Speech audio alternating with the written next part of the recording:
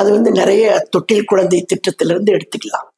தொட்டில் குழந்தை திட்டம், பெண்கள் காவல் நிலையம், பெண்கள் கமாண்டோ படை, அதே மாதிரி தாயுடைய எழுத்து, தாயினுடைய பெயர்ல இருக்கிற முதல் எழுத்த இன்ஷியலா போட்டுக்கலாம் அப்படின்னு சொன்ன விதம், அது சட்டசபையில் அம்மா சொன்ன விதம்.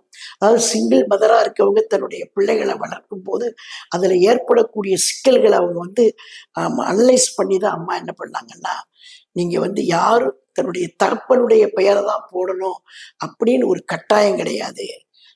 தகப்பன் இல்லாதவங்க தாயினுடைய பெயரை முதல் எழுத்தா போட்டுக்கிடலாம் அப்படின்னு அம்மா சொன்னது ஒரு மிகப்பெரிய ஒரு சாதனை.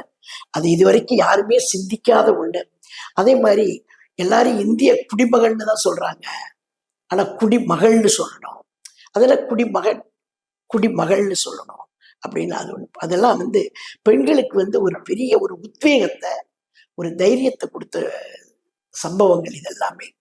அதே மாதிரி அம்மா அம்மா உணவகத்தை, அம்மா மினி கிளினிக், நிறைய ஏழைகளுக்கு போய் சேர்ற மாதிரி தான் அம்மா எதை அறிவிச்சாலும் சரி, எந்த திட்டம், தாலிக்கு தங்கம் கொடுத்ததும் சரி, எல்லா பெண்கள் கருவறையிலிருந்து கல்லறை வரைக்கும் ஒரு பெண்ணுக்கு தேவையான எல்லாத்தையுமே அம்மாவுடைய அரசாங்கத்திற்கு கிடைச்சது.